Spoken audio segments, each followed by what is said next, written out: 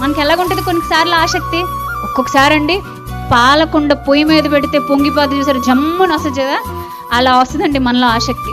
దేవుడు పనిలో ఉండాలి, ఇంక మొత్తం పని అంతా నేనే చేసేయాలి.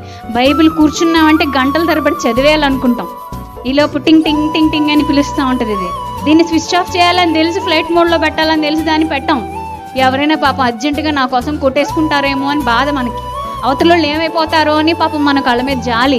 దీన్ని అస్సలు పక్కన పెట్టాం, కానీ దీన్ని మాత్రం పెట్టేస్తాం. ఎందుకంటే ఇది కదులుతుంది, దీంట్లోంచి సౌండ్లు వస్తున్నాయి, ఇది మనతో మాట్లాడుతుంది, ఇది మనకు అన్నీ చూపిస్తుంది. ఇది మాత్రం కదలట్లేదు కదా, దీంట్లో జీవం లేదు అనుకుంటాం. వాస్తవానికి చూసుకుంటే ఏది నిర్జీవం అయింది, ఏది జీవం కలిగింది మనందరికి అన్నీ తెలుసండి.